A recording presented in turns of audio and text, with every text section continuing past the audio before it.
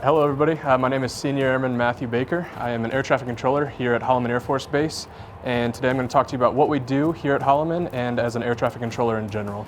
So first thing I want to say is a lot of people out there think that as air traffic controllers, we're the people that stand and guide aircraft with the orange cones. That's not it at all.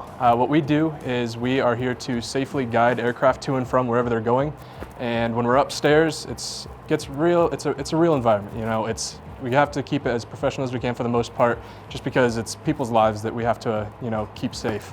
Another thing that a lot of people wonder is it just a one-man show? And that's not true at all.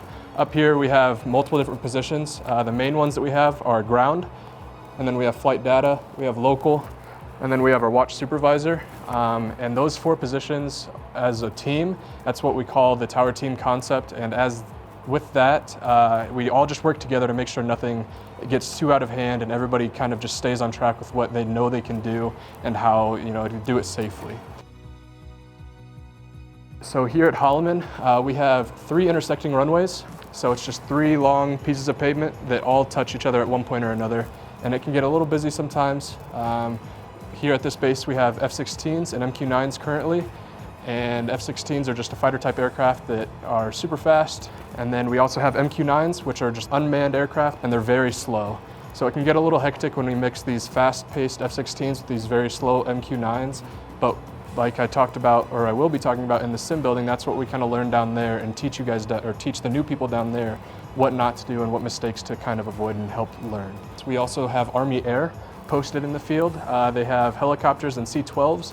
And they use the range they use White Sands missile range as well as our airfield to get any practice they need. And then we also have an Aero Club, which is a bunch of civilian aircraft. And so they are just, if you have a private pilot's license and you want to fly, there's civilian aircraft over there that you can go fly around.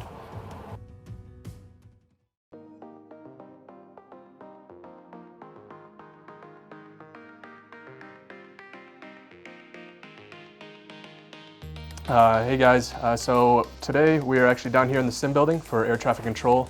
Down here is where we bring all of our new people coming into air traffic. We call them 3 levels, and that just means that they're learning the job. They're very new to it. They just got out of tech school, which is another part of training before they actually get to their base, where they learn the very basics of what we do as air traffic. Here in the sim, the easiest way to explain it to you guys is that it's a lot like a video game. So just imagine it to where you pull up this airfield, which is all of our runways and all of our taxiways. It's the exact airfield that we have outside, and it's just this huge game where one person controls everything that goes on. They put in whatever aircraft they want, they can bring in whatever vehicles they want. And in this room, what we do is we teach these 3 levels and these new trainees to this job what not to do. We help them show the right way to do things, and we also show them the wrong way to do things so that they know what the wrong way looks like, and they know how to prevent themselves from making the mistakes down here so they can actually go upstairs and do the job correctly. During training for these new guys, they're down here.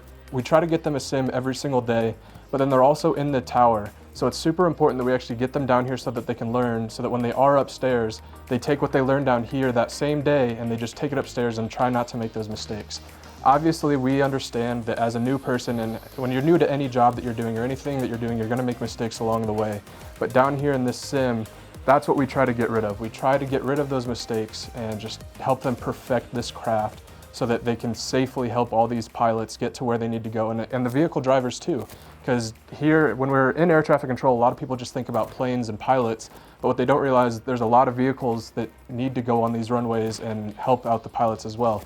There's a lot of just normal people driving cars around that help fix aircraft if they need it. They'll go onto the runways to look for any parts that might have fallen off an aircraft when they land.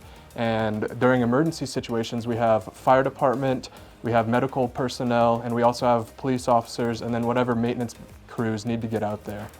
So it's not just pilots, and that's what also we try to do down here, is just get everybody used to talking to multiple people at once, hearing multiple conversations going on in your ear at the same time. And it can get a little busy down here, but a lot of the times what'll happen is we'll make it down here, we'll make it a lot busier, so that when you get upstairs, it seems a lot easier than what you saw downstairs.